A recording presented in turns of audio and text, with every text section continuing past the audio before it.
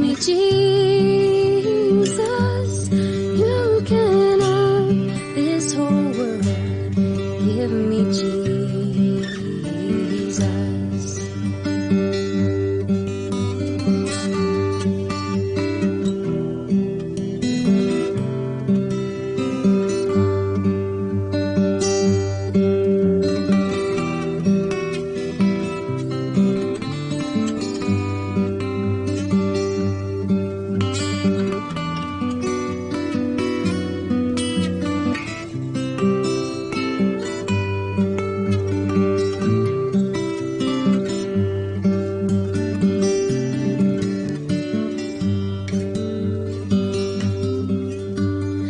When I come to die, oh, and when I come to die, and when I come to die, give me Jesus.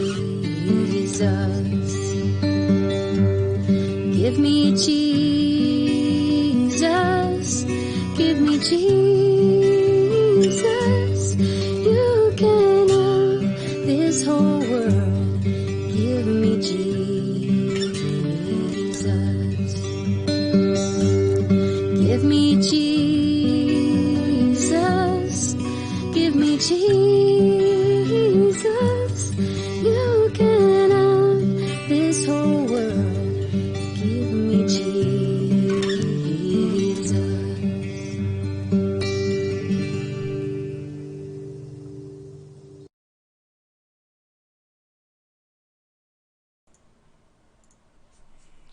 Good morning everyone, isang maligayang Monday morning po muli sa inyo. Ito po ang inyong lingkod, si Pastor Ruel Camia po mula po dito sa Winnipeg, Manitoba, Canada para po sa ating pag-aaral ng Salita ng Diyos ngayong umaga. Welcome po sa Tinig ng Pag-asa. Samahan po ninyo ako sa talatang atin pong pagbubulay-bulayan. Matatagpuan po ito in the book of John, chapter 1, verses 10 hanggang 14. Ganito po ang ating mababasa. He was in the world, and though the world was made through him, the world did not recognize him. He came to that which was his own, but his own did not receive him. Yet to all who did receive him, to those who believed in his name, he gave the right to become children of God. Children born not of natural descent, nor of human decisions or a husband's will, but born of God. The Word became flesh and made his dwelling among us. We have seen his glory, the glory of the one, the only Son, who came from the Father, full of grace and truth. Pagpalain ng Diyos ang pagkabasa ng kanyang banal na salita na sa umaga pong ito'y ating pong pagbubulay-bulayan. Nang mga nakalipas na Pasko po ng buhay namin, meron pong isang pamilya na tumawag po sa amin para po kami ay dalawin sa araw ng Pasko.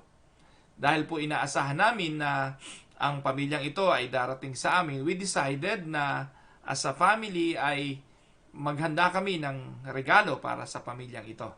At bago po dumating ang araw ng Kapaskuhan, buong excitement na binalot namin ang regalong ito. Inilagay po namin sa ilalim ng Christmas tree at hinintay ang araw ng Kapaskuhan. Kami pong pamilya, nagkaroon po kami ng tradisyon ngayon na kaming mag-ama, mag-ina, mag-anak rather, ay nag-exchange gift pag araw ng Pasko. At ngayon po, nakaredy na yung mga regalo ng bawat isa ng mga anak ko, ako po, nakabili na rin po ako, bagamat ito ay online. Kasi po, bawal po ngayon mamili sa mga mall dito, sarado po yung mall at yung nabibili lang po ay yung mga essentials. So to make the long story short, inihanda namin ng regalo, nilagay namin sa ilalim ng Christmas tree at excited kami sa pagdating ng pamilyang ito. Dumating ang araw ng Kapaskuhan at nag-exchange gift na po kami bilang pamilya, kami mag-anak. Subalit, yung pamilya ay hindi dumating. Naghintay po kami kinabukasan sa pag-asang ito ay darating. Subalit, dahil nga po medyo malayo ang kanilang lugar na pinanggagalingan, probinsya po, ibang probinsya po. So dumating po yung araw ng Pasko, dumating ang January, bagong taon, At inaasahan pa rin namin na sila'y darating. Subalit, dumating na po ang sumunod na lipat ng taon, nag-spring na uli, nag-summer. Pero mga kapatid, yung regalo po na yon na nandun po sa ilalim ng Christmas tree, inalis na po yung Christmas tree, inilagay na po ito sa isang cabinet. At alam niyo po ba, lumipas ang mga taon na yung regalong yon ay nanatiling regalong nakabalot. It was considered to be an unclaimed gift.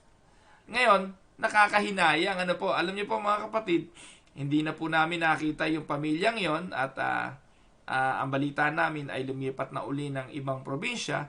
So to make the long story short, hindi po napabigay ang regalong yon. It was considered to be an unclaimed gift. Nakabalot, meron pong ribbon, at pinaghandaan, ibibigay sana, subalit hindi naman nagawang kunin. Mga minamahal na mga kapatid, sa buhay po natin, ang Pasko ay isang paglalarawang katulad po nito. It is the same picture we find in the book of John. Yung pong binasa natin, John 1:10 hanggang 14. We are all familiar with the Christmas story, and when it comes to the Christmas story, we always dwell on the book of Luke. Kasi po, sa aklat ni Lucas, nandun po yung shepherds, nandun yung angels, nandun yung baby in a manger, and every year, the Christmas story, binabasa natin yung account ni Lucas at saka ni Matthew. No?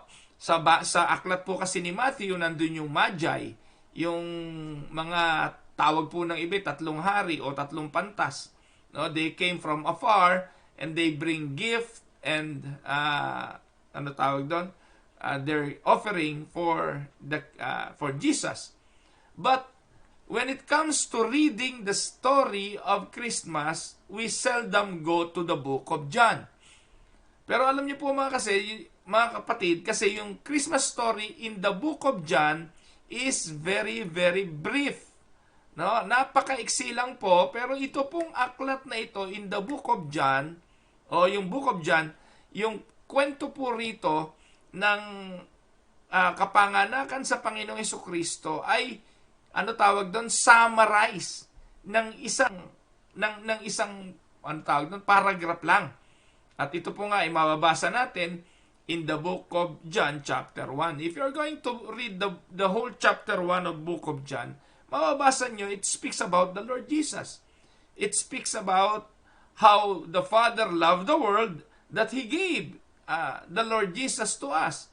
Sabi nga sa pasimula siya ang berbo, at ang berbo ay Diyos, ang berbo ay sumasa Diyos, at ang berbo ay Diyos. He is the Word.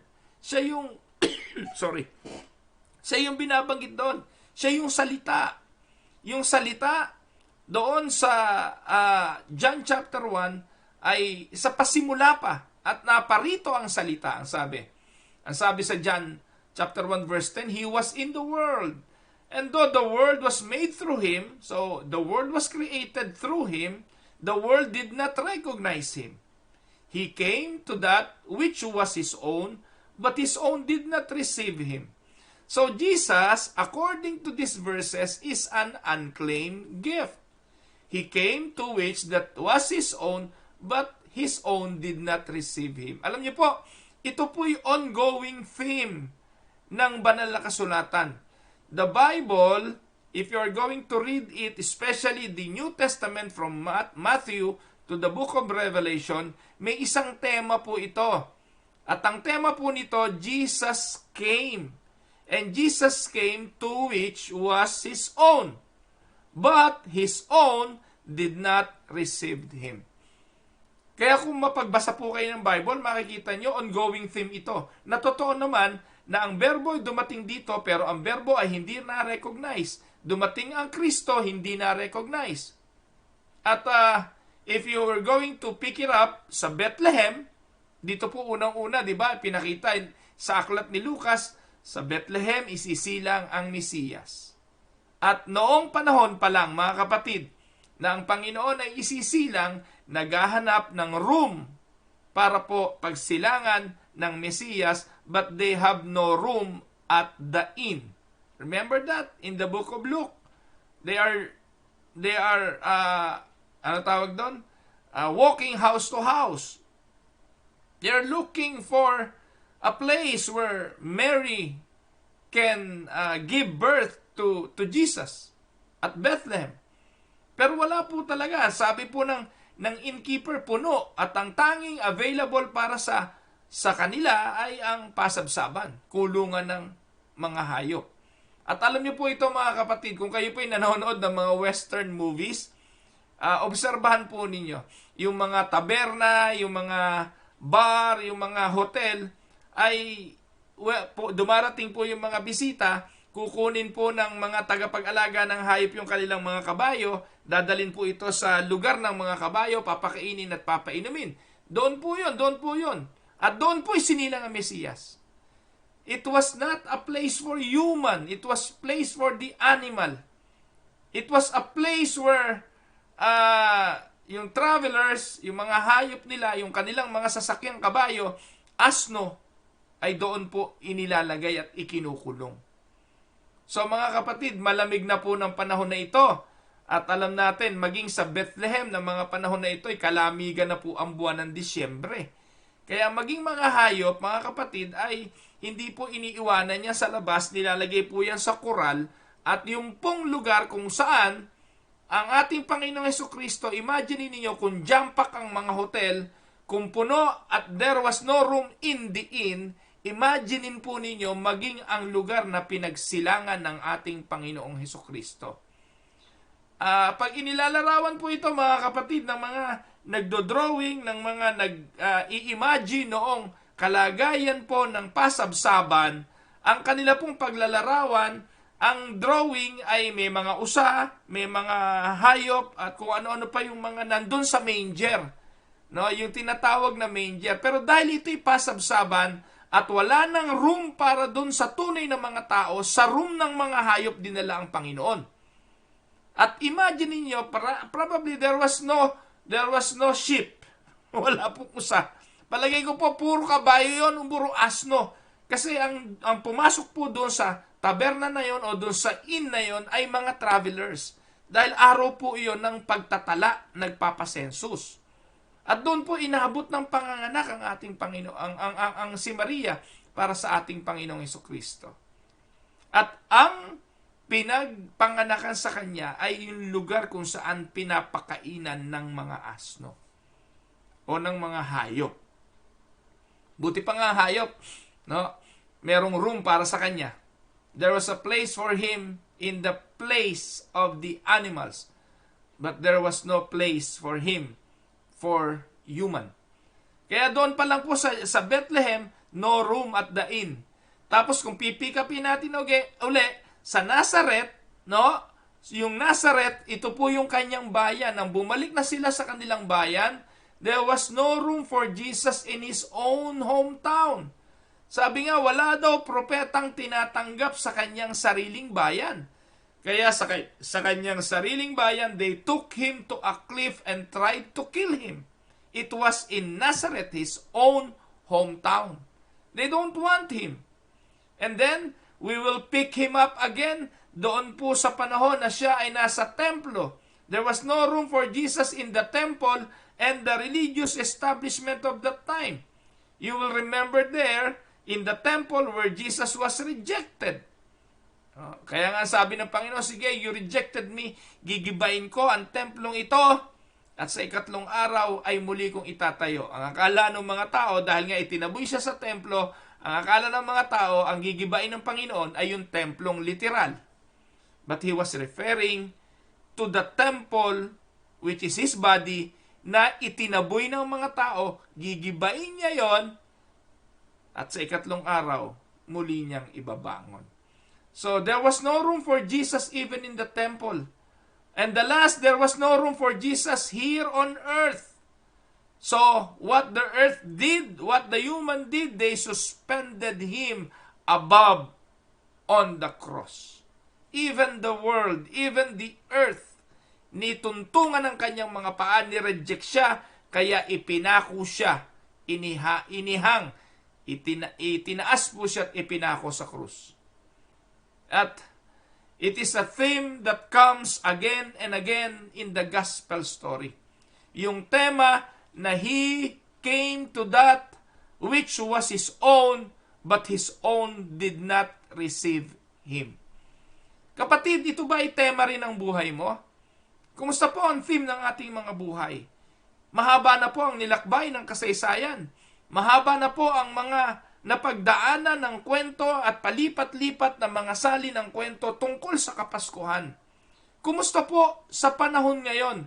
Did Jesus still looking for a place? He came to that which was His own. He came. Dumating siya para dun sa kanya. Subalit yung kanya ay hindi siya tinanggap. So the first thing we need to understand as we study this lesson is this. Jesus is the unclaimed gift. Jesus Himself is the gift of Christmas. Minsan po mga kapatid, natutuon tayo, kaya po tayo merong exchange gift, meron tayong gift giving, kasi po ay naiisip natin na yung pangapantas, yung mga tawag nating hari, 3 hari, o yung magi, ay naghandog. So doon po natin inuhugot kung bakit merong dapat paghahandog pag Pasko. Meron dapat gift giving pag Pasko. Merong exchange gift pag Pasko. Dahil ang Kristo ay hinandugan ng mga mamahaling handog ng 3 pantas na ito. O nung mga pantas, nung magi. Pero wag nating kakalimutan, ang orihinal na naghandog dito ay ang John 3:16. Nang sabi po, for God so loved the world that He gave. He gave. The giver is the Father and the gift is the Son. Jesus Himself is the gift of Christmas. He is the gift shoved into the corner and then put in the closet and then later on forgotten. Katulad ng regalo na inihanda namin, kalaunan ay nalimutan na dahil hindi naman ito natanggap. And along with Christ, there is much more that goes unclaimed. Po?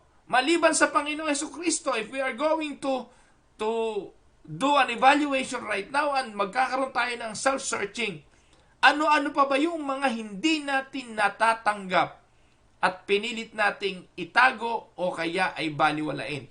Una, His message of good news goes unheard. Mahaba na ho ang panahon. We have the technology nowadays. Ang pangangaral mas madali sa panahon ngayon. Mas madaling pumunta sa mga dapat puntahan ngayon kumpara noon. Ang pangangaral ng Ebanghelyo, kung tutusin natin, ay mas mabilis, subalit humirap dahil ang tao ay ayaw na ayaw tanggapin ang mensaheng ito ng ating Panginoong Hesukristo. The message of good news goes unheard. Sa panahon natin ngayon, lalo ngayong pandemya, napakarami pong mangangaral. Ang Facebook, ang internet, ang social media, ay gamit na gamit para po sa pangangaral ng Ebanghelyo. Pero the more people preach the gospel, the more people deny and reject the message of the good news. It is broadcast through all the world, and yet men and women stop up their ears so that they cannot hear.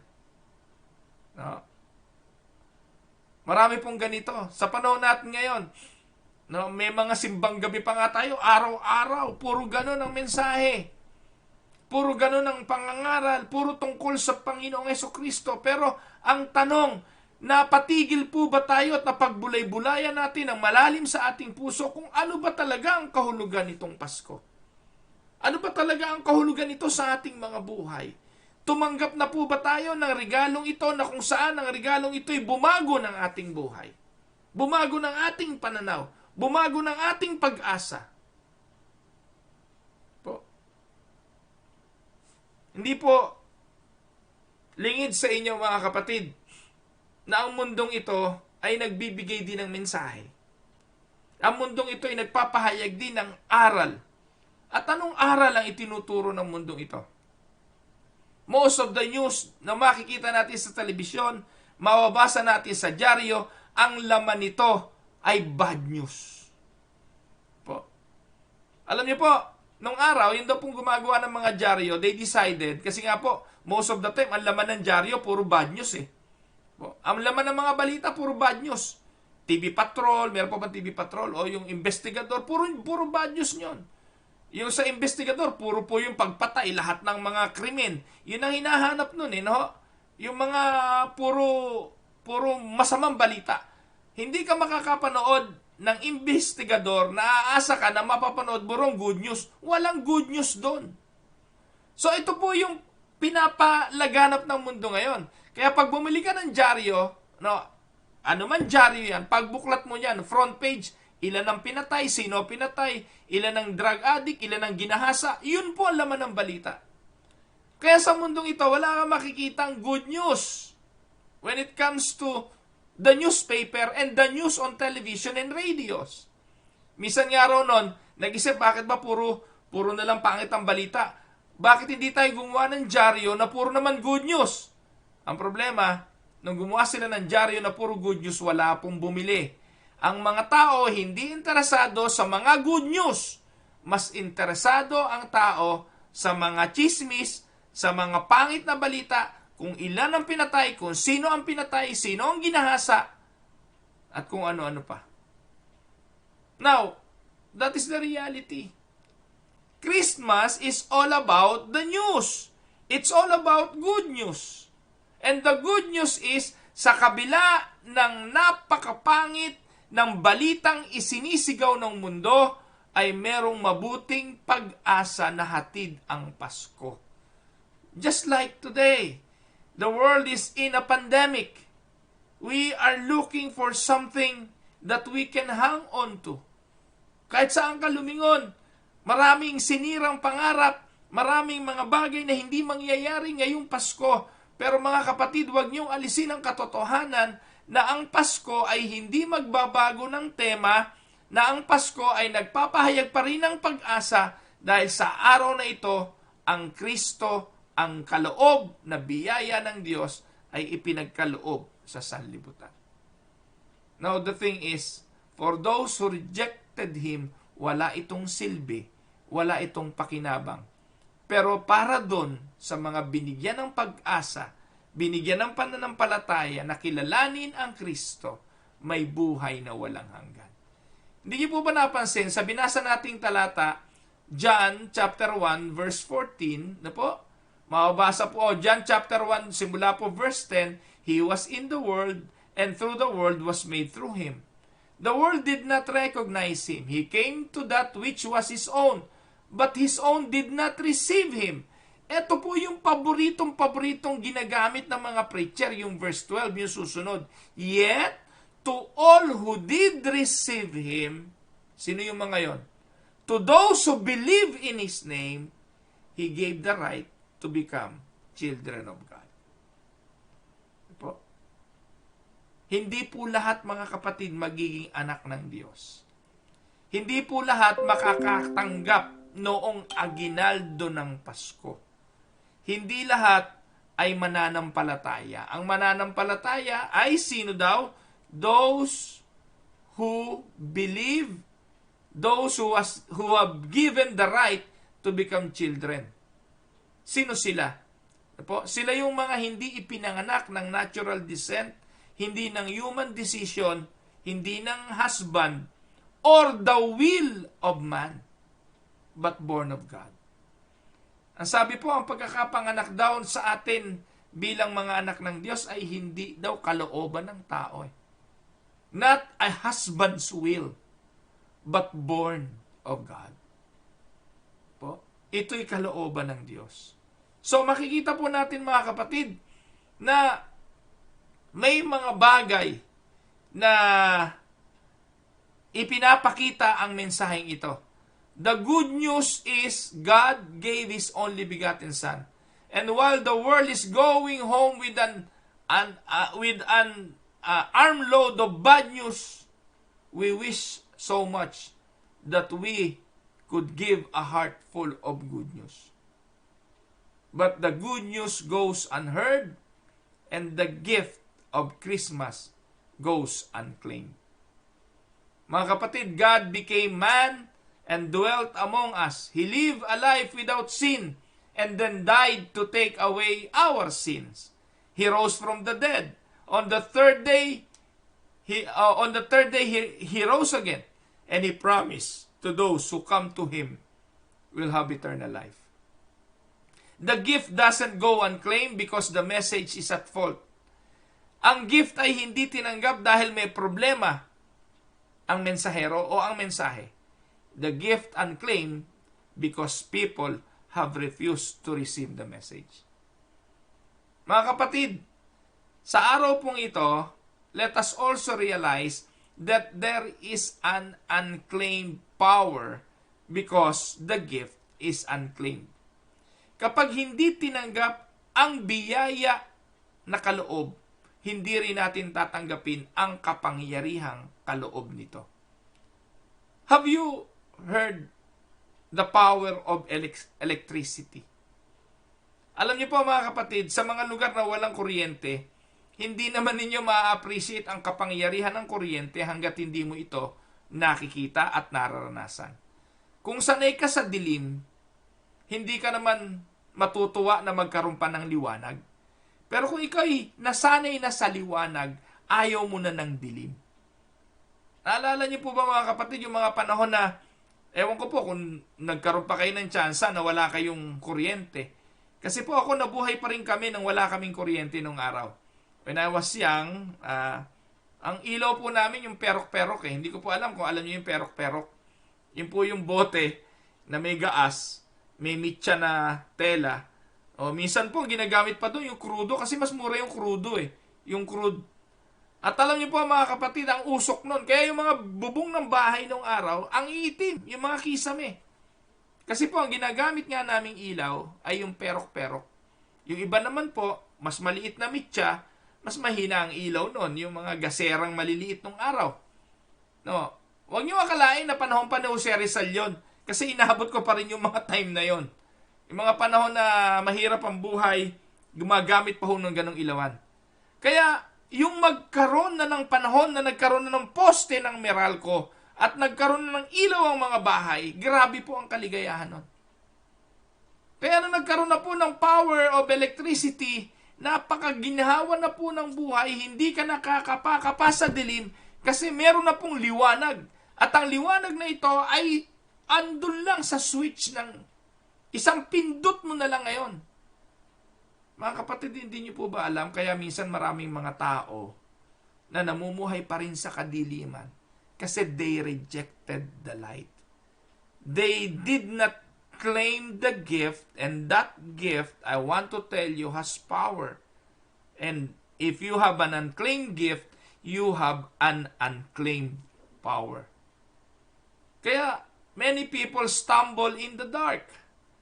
No? They stumble every night in darkness because they don't have the light. So today, gusto ko po sabihin sa inyo, the dynamos of God are humming. The generators of God are hard at work.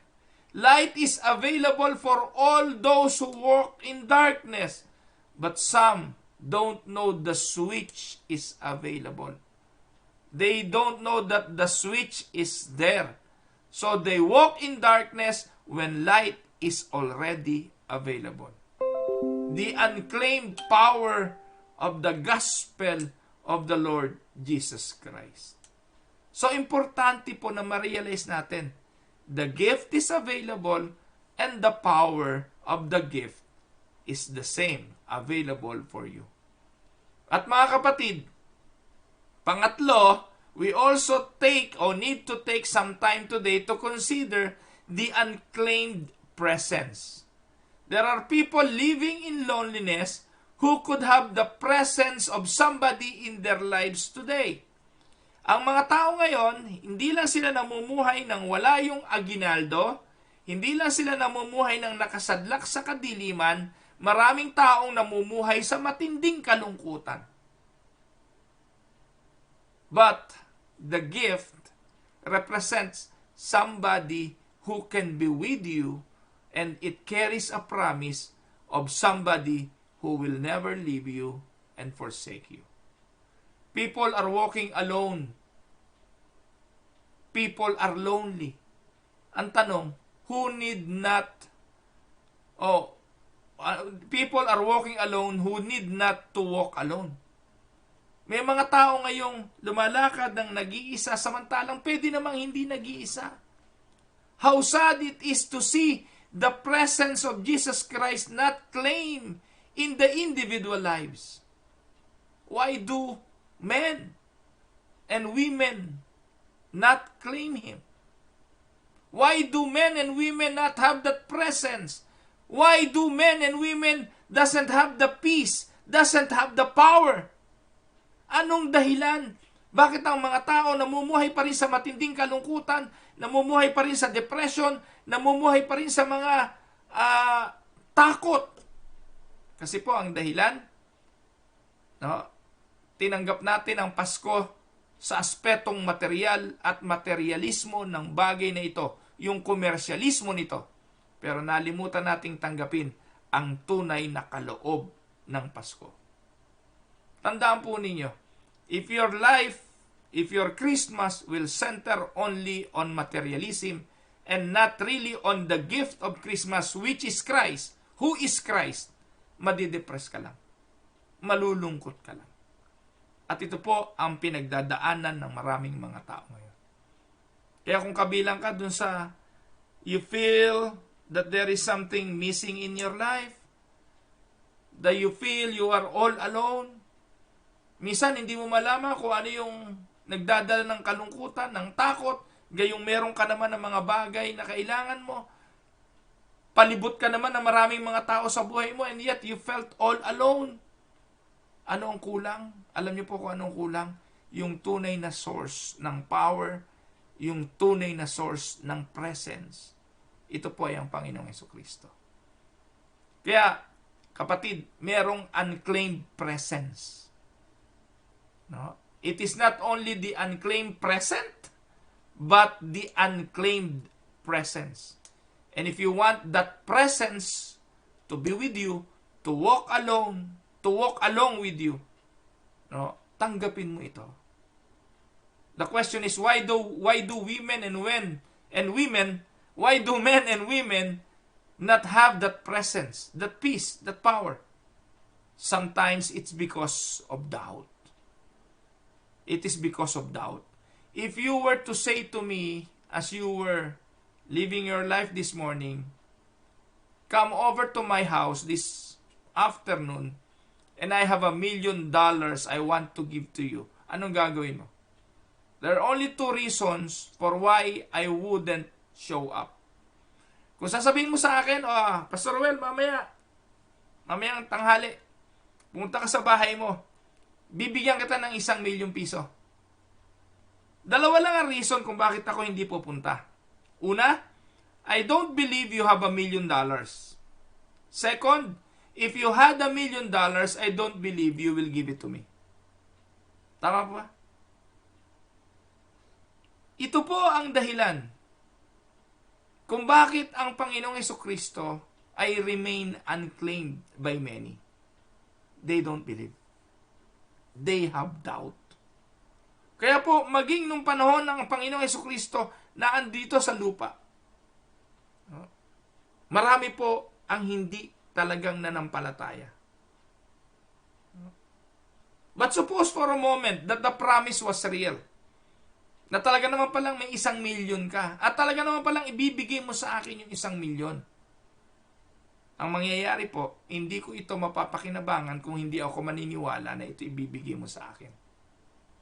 Kaya ang dalangin ko po ngayong umaga, bigyan tayo ng Diyos ng malaking pananampalataya sa ating mga puso na maniwala tayo na si Jesus ang kaloob ng Diyos na siyang katugunan sa ating kadiliman at katugunan sa ating mga kalungkutan.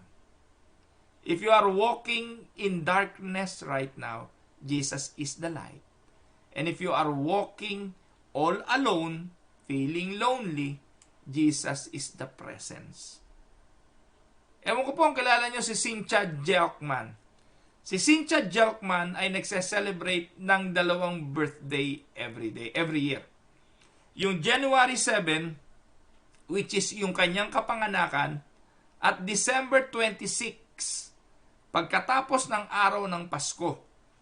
Yung December 26 ay ang araw kung saan tumanggap siya ng bagong puso. Literal. Meron po siyang heart enlargement at unless magkaroon ng isang heart transplant, hindi po siya mabubuhay. Siya po ay mamamatay.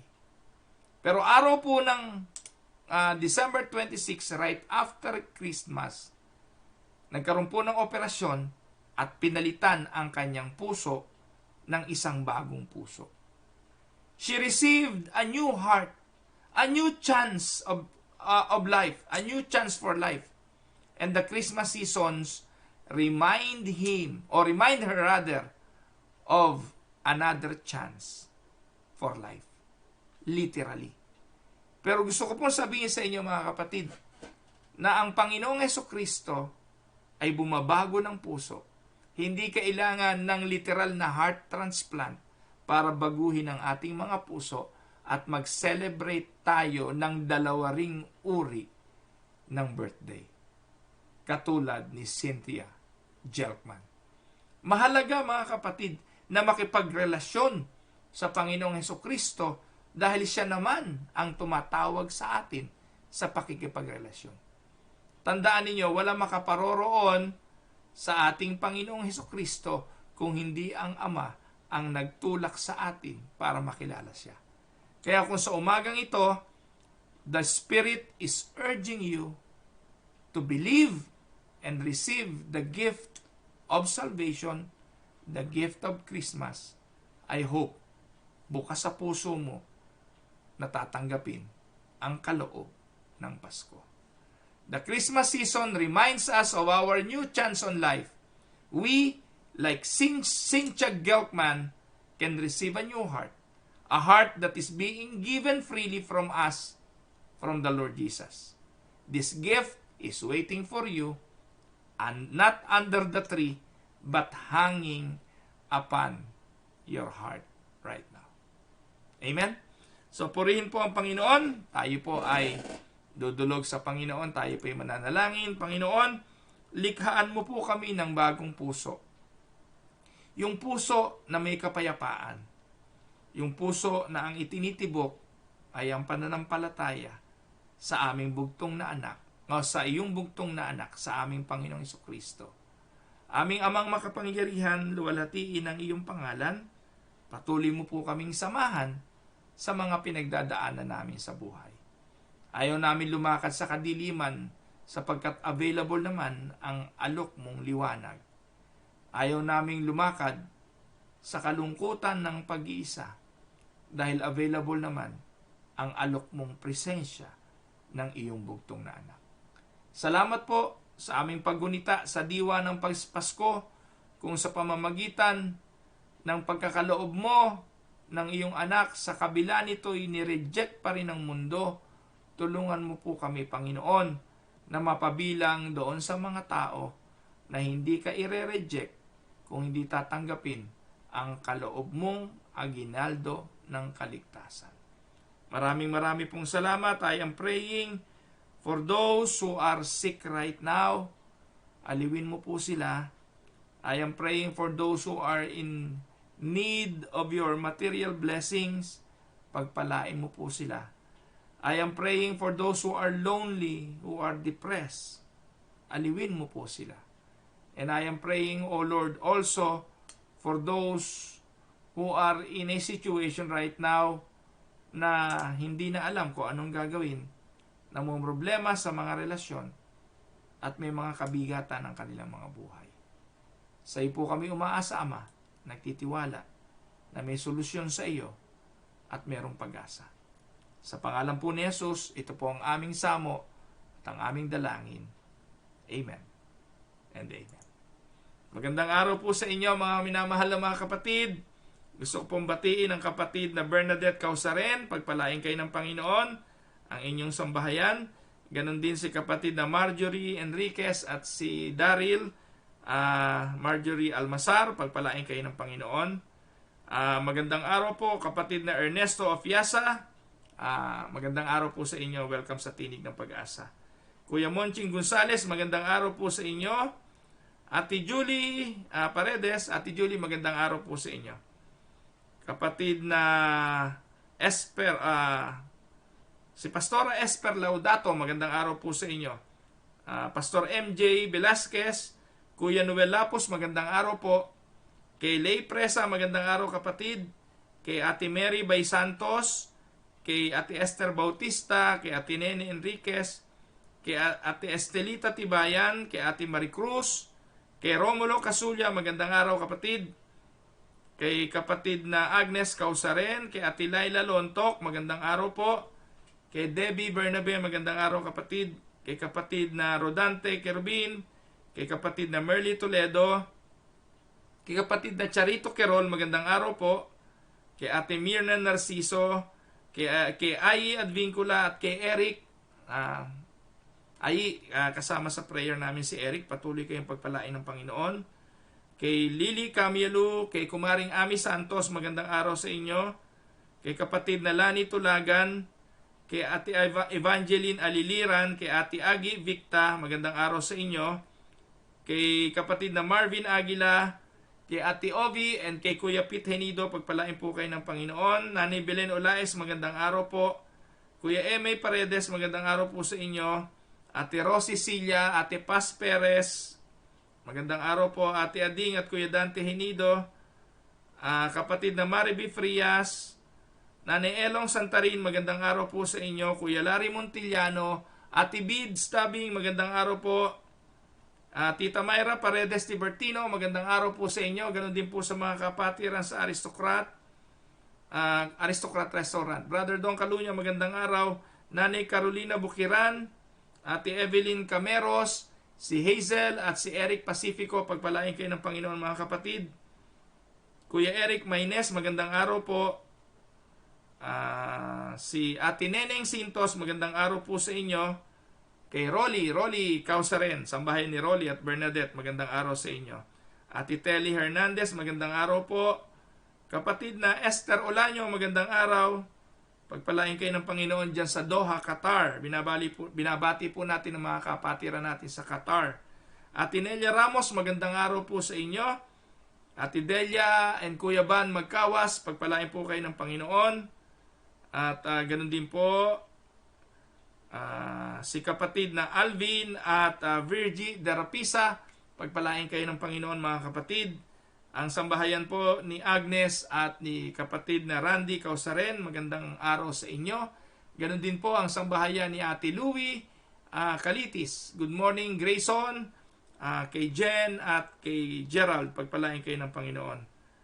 Magandang araw po sa inyong lahat mga minamahal na mga kapatid. Kung hindi ko man po nabati yung iba, una po, natabunan po talaga. Umaakyat po yung atin pong mga comments. Ganun pa man, ay nais ko pong ipaabot ang ngayon pa lang pagbati ng maagang maligayang Pasko sa inyong lahat. Again, the reason for the season is no other than but the Lord. The love of God. The love of the Father. The reason is the Lord Jesus Christ. He is the reason for the season. So again, magandang araw, pagpalain kayo ng Panginoon. Malamig na po dito sa Winnipeg, nag-snow na po kahapon. Medyo marami po akong trabaho ngayong araw na ito at marami pong papalahing snow. At ingatan po natin ang ating mga sarili mga kapatid. Tungkol po sa vaccine, alam ko po malapit na po yung vaccine, na-delivered na po yung vaccine dito sa Manitoba o sa Canada. Alam ko po, within this week ay magsisimula na po sila ng vaccination sa mga frontliners at yung mga nasa home care facilities. So, pagpalain po kayo ng Panginoon, and I hope mapagtagumpayan na natin ang COVID pandemic na ito sa lalong madaling panahon para po makabalik na rin po tayo sa isang panibagong normal ng buhay, lalo na po sa ating mga paglilingkod. So again, pagpalain po kayo ng Panginoon, magkita-kita po ulit tayo bukas, or rather magsama-sama po ulit tayo bukas dito po sa Tinig ng Pag-asa. God bless everyone!